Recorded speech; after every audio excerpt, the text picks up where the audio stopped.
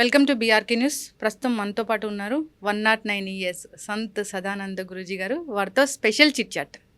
గురూజీ నమస్తే అండి. జై Gurudev. Thank you so much గురువు గారు స్టూడియోకి వచ్చినందుకు. చాలా కాలం వెయిట్ చేసాం మీకోసం. ఏమి లేదు తల్లి, పైవాడు ఏ రోజు ఎప్పుడు ఎవరితో కలపాలో ఒక ఫిక్సేషన్ ఉంటుంది. ఆ ముహూర్తంకే మనం కలుసుకుంటాం. చాలా మంది అబ్బాయిలాగా పుట్టి మళ్ళీ అమ్మాయిలాగా మారాలి అనుకుంటారు. అది ఎట్లా చెప్తారు గురువు గారు? అది ఎందుకు? అది వాడి మానసిక పరిస్థితి. రెండవది అవగాహన రాహిత్యము. రెండవది కొన్ని వాని శరీరంలో మార్పులు, వాని కోరికలు, ఇష్టాయిష్టాలు, పరిసర ప్రాంతపు పరిస్థితి, చుట్టుపక్కల పరిస్థితి, ఇన్ని వాని మీద ప్రభావం చూపించి అట్రాక్ట్ అయిపోయి ఈ మధ్య అదేందో ఆపరేషన్లు అని ఒకడి నుంచి ఒకడుగా మారిపోతా ఉన్నారు. భగవత్ నిర్ణయానికి విరుద్ధంగా పోతా ఉండారో లేకుంటే భగవంతుడే ఆ సంకల్పం చేసి వాడిని అట్లా పెట్టేస్తా ఉన్నాడు. ఆ పేడి అంటాం మనము, అంటే మీరు ట్రాన్స్జెండర్ అని ఇంగ్లీష్లో అంటూ ఉన్నారు. అది కూడా మన మహాభారతంలో పనికి వచ్చిందిగా. అర్జునుడికి శాపం ఇస్తే ఆ శాపం వరంగా మారింది. అజ్ఞాతవాసంలో అర్జునుడిని ఎవరైనా ఎక్కడైనా గుర్తుపట్టేస్తారు. వీళ్ళు ఎంత మారు వేషాలు వేసుకున్నా వీళ్ళు తప్పించుకుంటారు. అర్జునుడు అపరూప రూపసి, కృష్ణుడు తర్వాత కృష్ణుడు అంత అందగాడు కాబట్టి వాని 10 పేర్లలో కృష్ణ అని అర్జునుడికి కూడా పేరుంది. అర్జున పల్గొన పార్థ కిరీటి బీభత్సురుచియ సవ్యసాచి కృష్ణ శ్వేతవాహన, ఈ పేర్లు ఉన్నాయి.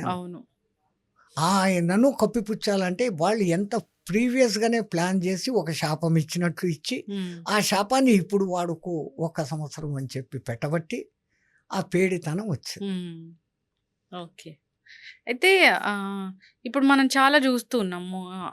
అఘోరీలు బయట ఉన్నారు, లేదంటే అఘోరీలు హిమాలయాల్లో ఉంటారు, అఘోరాలు హిమాలయాస్లో ఉంటారు, నాగ సాధువులు ఉంటారు. సో వాళ్ళు అక్కడ హిమాలయాస్లో ఉండి ఈ భూ ప్రపంచాన్ని అంతా కాపాడుతూ ఉంటారు. ప్రళయాలు సంభవించినప్పుడు, విపత్తులు సంభవించినప్పుడు వస్తారు ప్రొటెక్ట్ చేయడానికి, అలా చెప్తూ ఉంటారు. ఒక అఘోరి కానీ అఘోరా కానీ అసలు ఎలా ఉంటారు గురువుగారు? వాళ్ళ జీవన విధానం ఎలా ఉంటుంది అసలు?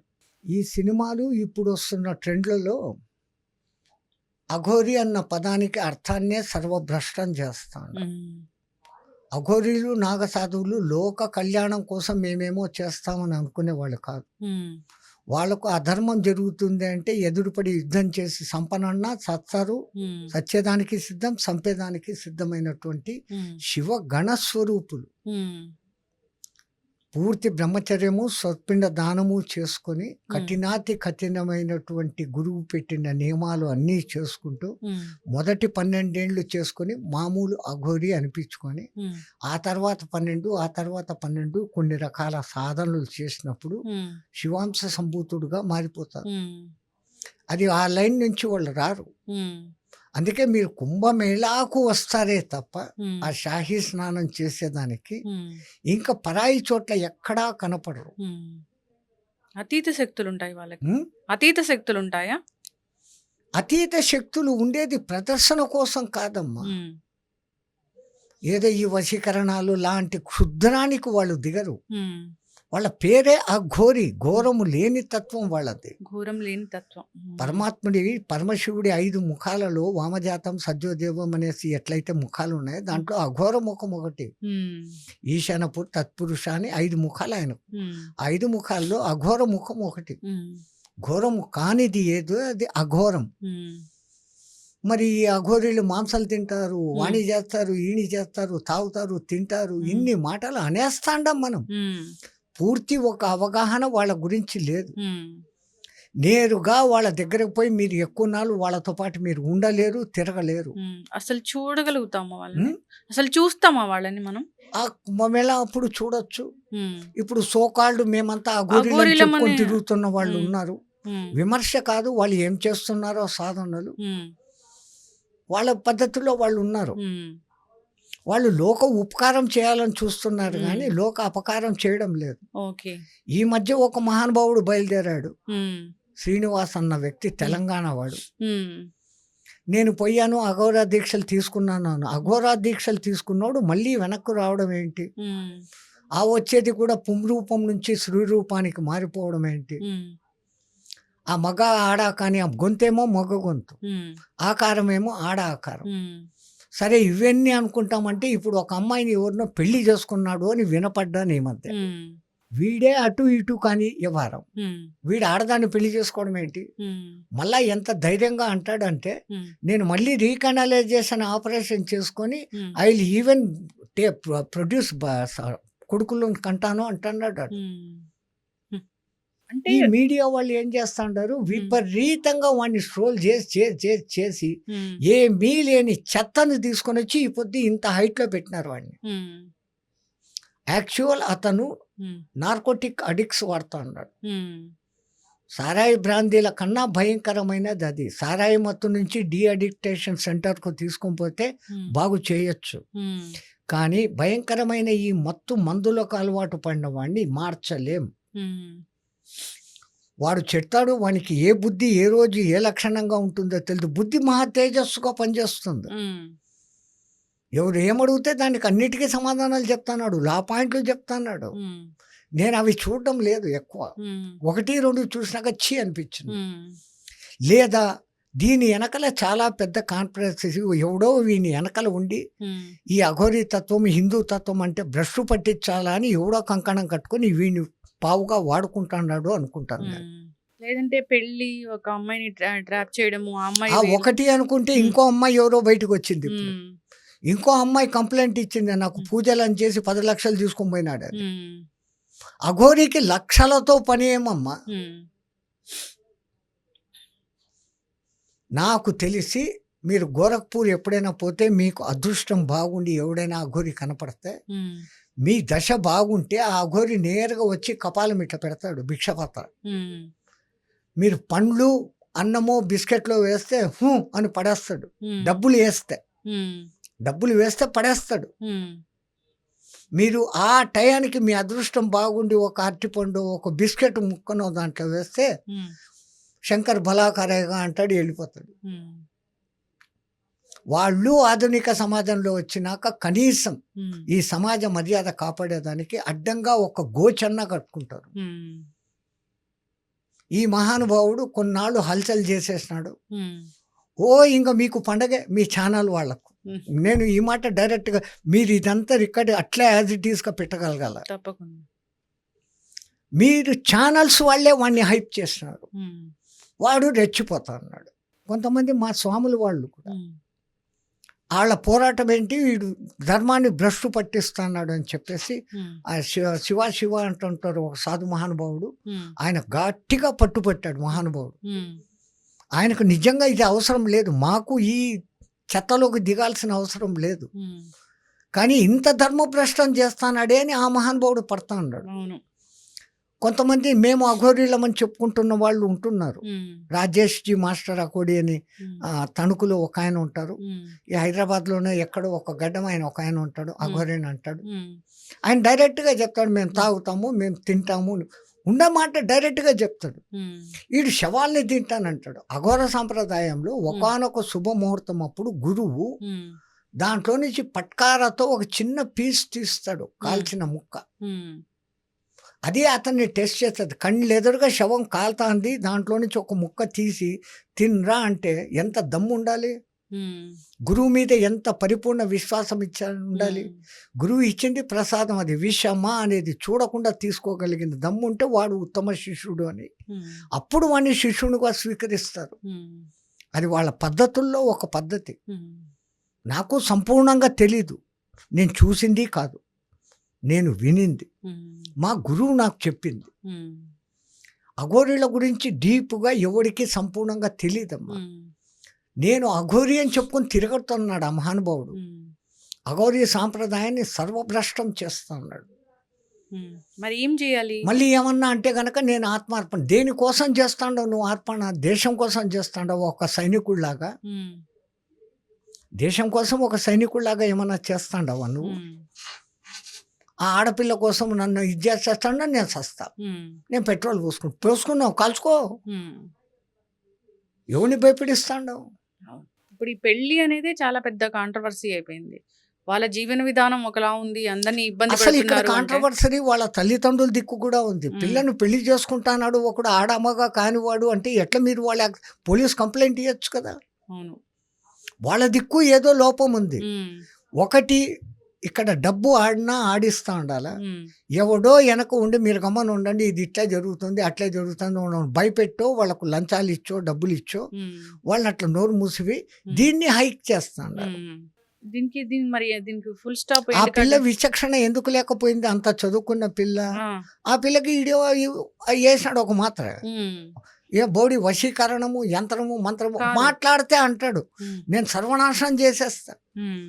ఆడెవడో మీ టీవీ ఛానల్లో ఒక ఛానలోడు ఎదురు తిరిగి ఆ పాప మాట్లాడితే హ్మ్. మీ ఛానల్ అంతా సర్వనాశనం చేస్తానన్నాడు. హ్మ్. ఈ ష పొద్దుకు ఆ ఛానల్ బ్రహ్మాండంగా నడుస్తూనే ఉంది. హ్మ్. వీడు చేసింది ఏంది? హ్మ్. శాపాలు పెడుతున్నారు. వీడికి ఏమీ రాదు, హ్మ్. ఏమీ లేదు. హ్మ్. ఆ గుళ్ళకు పోయి చిత్ర విచిత్రమైన విన్యాసాలు చేసి హ్మ్. అది చూసిన వాళ్ళకు భయం. అది ఏంటి గురువుగారు ఇలా ఇలా చేయడం అది?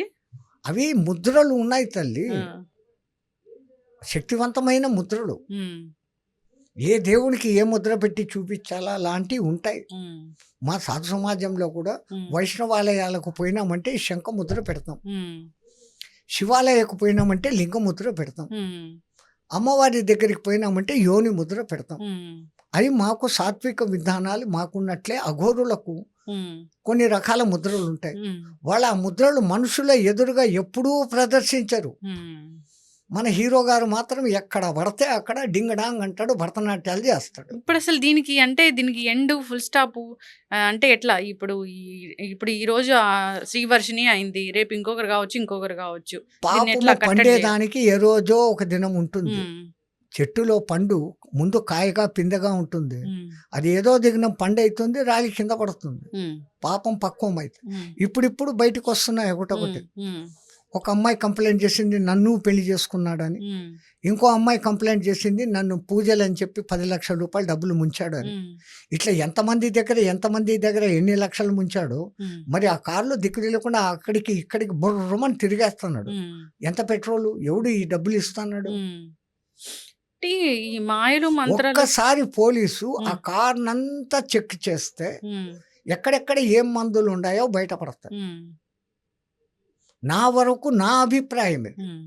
నా అభిప్రాయం ఖచ్చితంగా హ్మ్. అతను మామూలుగా తాగే హ్మ్. మత్తు మందులు మీ అదేమి సారాయి బ్రాందీలు ఏమో హ్మ్. అంటారు. అయి కాక హ్మ్. భయంకరమైన ఈ మందులు వాడుతున్నాడు. నార్కోటిక్సో ఏమో అంటారు ఆ! దాన్ని. ఆ! నాకు ఖచ్చితంగా అది అతని కండ్లు, అతని హ్మ్. మాట, వ్యవహారము హ్మ్. అది ఆ మందులు తీసుకున్నోడే ఆ ముఖావళికలు, ఆ మాట తీరు, ఆ హ్మ్. వెంటనే ఆవేశము, ఆ హ్మ్. వెంటనే డౌన్ అయిపోవడము, హ్మ్. ఆ ఏడ్చడము. మరి అంటే దీనికోసం ఇప్పుడు నాగ సాధువులు గాని, సాధువులు గాని, మీలాంటి పెద్దలు గాని, గురువులు గాని ఎవరైనా దీనికోసం ఒక వాయిస్ వినిపించడం, ఇలా ఉండకూడదని చెప్పడం అలాంటియి ఎందుకు చేయట్లేదు? చెప్పి ఏం ప్రయోజనం? హ్మ్. దానికన్నా హ్మ్. నా వరకు నాకైతే హ్మ్. నిజంగా వాడు నా ఎదురుగా తారసపడితే హ్మ్. జై శ్రీరామ్ చేసేసి నేను పోయి శుభ్రంగా జైల్లో కూర్చుంటా. హ్మ్. వాడిని చంపి నేను ఆత్మార్పణ హ్మ్. చేసుకుంటా ఏం లే. నేను హ్మ్. నేనుగానే ఉంటా. హ్మ్. ఏసేస్తా. వీళ్ళకి ఎవరికీ చేత కావడంలే మళ్ళీ. హ్మ్. యెస్. ఇంకా ఈ వచ్చిన కంప్లైంట్ల మీదన్నా ఖచ్చితంగా దృష్టి పెట్టి హ్మ్. ఆ లోపలికి తీసుకొని పోయి ఒక్క 10 రోజులు మామూలు నీళ్లు, భోజనము పెడితే అయ్యే మొత్తం అవును. బయటకొచ్చేస్తాడు. కానీ చాలా అన్నము, మంది భోజనం పెట్టాలి. హ్మ్. వాని మందులు లేనప్పుడు అల్లాడిపోతాడు. హ్మ్. అవి పడకపోతే వాళ్ళు ఉండలేరు. అవును. మరి సారాయి అలవాట్లనన్నా మార్చొచ్చు. హ్మ్. అవి మార్చడం చాలా కఠినాతి కఠినం. హ్మ్. అందుకే ఆ పిల్ల 4 రోజులు బాగుండింది. హ్మ్. మళ్ళా పోయింది, వానితో పెళ్లి చేసుకునింది. హ్మ్. తీసుకొనొచ్చారు వీళ్ళు గుజరాత్ నుంచో, యాడ నుంచో తీసుకొనొచ్చారు కదా! వాళ్ళ హ్మ్. అన్నలో ఎవరో పోయి తీసుకొనొచ్చారు. అవును. తప్పయిపోయింది, క్షమించు అమ్మా, నాన్న ఇన్ని మాట్లాడింది ఆ పిల్ల. హ్మ్. మళ్ళీ టక్కన మారింది అంటే హ్మ్. ఆ మందు ప్రభావం. హ్మ్. వశీకరణ గాదు. వశీకరణం చేసేంత శక్తి వాడికి లేదు. హ్మ్. ఆ శక్తులున్న మహానుభావులు ఉంటారు, వాళ్ళు చెయ్యరు. హ్మ్. వశీకరణం నేర్చుకున్న తర్వాత ఎవడి మీద వశీకరణం చేయడు. హ్మ్. అంటే అసలు పాత కాలంలో పూర్వంలో ఏదైనా గత చరిత్రలో ఏమైనా ఈ వశీకరణాలు అలాంటి వాటి గురించి ఏమైనా ఉందా ఎన్నో గురుగారు? ఉన్నాయి. హ్మ్. ఇవన్నీ ఉన్నాయి. హ్మ్. చేతబడులు, హ్మ్. వశీకరణాలు హ్మ్. ఇవన్నీ ఉన్నాయి. కానీ హ్మ్. రాను వాటిని వాడడం తగ్గించారు. హ్మ్. ఎందుకు? హ్మ్. అవి వాడి వాడినెవనో పాడు చేసినాక హ్మ్. ఒకడిని పాడు చేస్తే ఆ పాడు ప్రభావం మన మీదకి తప్పనిసరిగా పడుతుందిగా. హ్మ్. ఇందాక మీరు చెప్పారుగా కర్మ తప్ సిద్ధాంతం. హ్మ్. తప్పదు. హ్మ్. నువ్వు ఏ గింజ నాటినావో హ్మ్. అదే చెట్టు మొలకై బయటికొచ్చి అదే పండుని ఇస్తుంది. హ్మ్. తప్పదు కదా! హ్మ్. ఓహో! ఈ ఎందుకు చెడ్డ చేసి మనం ఎందుకు పాడైపోవాలి? అవును. సమాజంలో మనం ఎందుకు చెడ్డ పేరు తేవాలి? హ్మ్. అనేసి ఆ మంత్రాలను వాటి శక్తిని ఇంకోడికి పనికి రాకుండా మెల్లమెల్లగా దాన్ని ఎరాస్ చేశారు. హ్మ్. చేసేసారు. ఇప్పుడు లేదు. వశీకరణం మహాభయంకరంగా ఎప్పుడు ఏదో ఒక రాజు వాడు మహాశక్తిమంతుడు దుర్మార్గం చేస్తున్నాడు. హ్మ్. వాడిని ఇంక ఏమీ చేయలేము. హ్మ్. యుద్ధంలో చంపలేము. హ్మ్. అటువంటప్పుడు ఈ వశీకరణం చేసి హ్మ్. వానిలో ఆ దుష్టత్వాన్ని మెల్లగా తగ్గించి హ్మ్. ఇప్పుడు ఈ చెప్పినవని మాట వినాలాడు. అవును. రే చంపొద్దు అట్లా ఇట్లా అని ఆ రాజును హ్మ్. లేకుంటే ఒక వ్యక్తిని హ్మ్. వాళ్ళను చేసేకి అట్లా వాడేవాళ్ళు. హ్మ్. మంచికే వాడేవాళ్ళు గానీ దుష్టత్వానికి ఇంకోడిని పాడు చేసేదానికి ఒకళ్ళ జీవితమే పాడు. హ్మ్. ఇప్పుడు ఆ పిల్ల జీవితం ఏంటి? అవును. అసలు వీళ్ళు అంటే 20 ఏళ్ల చిన్న వయసు బిడ్డ హ్మ్. తెలుసో తెలియదో హ్మ్. తెలియక కాదు. హ్మ్. 20 ఏళ్ల పిల్లకి అన్నీ తెలుసు. హ్మ్. మొదటి నుంచి ఆ అట్రాక్షన్. హ్మ్. ఈ దిక్మాలిన అట్రాక్షన్ ఏదో చదువు హ్మ్. ఆ సినిమాలో ఒకటి చూపించారమ్మా. హ్మ్. ఆ నుంచి ఈ అఘోరమో అంటే అఖండమో చెత్తఖండమో గాని హ్మ్. అది బయటకొచ్చినాక ఆ సినిమా దగ్గర నుంచి మొత్తము హ్మ్. మనుషుల అభిప్రాయాలు మారిపోయినాయి. నేను అయిపోవాలి అఘోరి హ్మ్. ప్రతి ఒక్కడు. హ్మ్. అఘోరి అయిపోయి ఏం చేస్తావు నువ్వు? హ్మ్. అఘోరి అయిపోతే నువ్వు సర్వసంగ పరిత్యాగం చేయాల. హ్మ్. ఈడేమో అమ్మా నాన్నని ఎతుక్కుంటే ఇంటికొచ్చాడు. హ్మ్. మళ్ళా అంటాడు నా దగ్గర ఇన్ని కోట్లుంటే మా అమ్మా నాన్నని ఎందుకు అట్ట పెడతాను అంటాడు. హ్మ్. నువ్వు అమ్మా నాన్ననే చూసుకోలేనివాడివి. అఘోర అయినాక నువ్వు మళ్ళీ అమ్మా నాన్నలతో లింక్ ఏంటి? అవును. అమ్మా నాన్నలతో లింక్ అంటే సరే మాతృదేవో భవ, పితృదేవో భవ అనుకున్నావు అనుకో. హ్మ్. ఈ దిక్కుమాలిన పెళ్ళిళ్ళ గోల ఏంది నీకు? అవును. అసలు ఎవరైనా గాని ఇప్పుడు ఆడపిల్లున్న ఇంటికి అసలు రానియడమే తప్పులాగా భావించాలసలు. ఎందుకు అస్సలు వాళ్ళ హ్మ్. ఇండ్లలో ఉండరమ్మా. ఆ! మేము సరే అఘోరాలు కాదు. మేము సాధారణ సన్యాసులం. హ్మ్. సన్యాసం తీసుకున్నాక కుటుంబీకుని ఇంట్లో ఉంటే వాని వాసనలు మాకేడ తగులుతాయో అని హ్మ్. గంటల కన్నా ఎక్కువ సేపు ఉంటే తగునని హ్మ్. భిక్ష మాత్రం చేసి హ్మ్. వాళ్ళు భిక్ష మాకు పెట్టినారు కాబట్టి హ్మ్. దక్షిణ ఇచ్చారు కాబట్టి ఆ రుణం తీర్చుకునేకి 4 మంచి మాటలు అనే ఆ రుణాన్ని మళ్ళా మేము అక్కడ తీర్చేసుకొని హ్మ్. వచ్చేయడమే తప్ప హ్మ్. ఆ ఇళ్లలో పడుకోవడము, హ్మ్. స్నానాలు వగైరాలు పాడు పరదేశాలు హ్మ్. ఈ చెయ్యము. సన్యాసులు మేమే చేయనప్పుడు అవును. మాకన్నా ఎంతో వందల రెట్లు నిష్టగా ఉండే అఘోరోలు హ్మ్. ఒకటి ఇంట్లోకి రావడం ఏంటి? వాళ్ళు శ్మశానంలో ఉంటారు, గుళ్ళలో పండుకుంటారు. హ్మ్. కాలభైరవుని ఆలయాలు ఉంటే ఆడుంటారు. హ్మ్. అక్కడ అలో చేయలేదంటే ఏ చెట్టు కిందనో ఉంటారు. హ్మ్. ఇండ్లలో ఉండే ప్రసక్తి అఘోరాకు లేనే లేదు. హ్మ్. ఇంట్లో కాలు పెట్టరు. ఇప్పుడు ఆ శ్రీవర్షిణి అనే అమ్మాయి ఈ వీడియో గనుక చూస్తుంటే ఏం చెప్తారు గురువుగారు మీరు? ఆ పిల్లగా మాట్లాడడం లేదు. హ్మ్. ఆ లోపల ఉన్న మందులు మాట్లాడిస్తాండాయి. హ్మ్.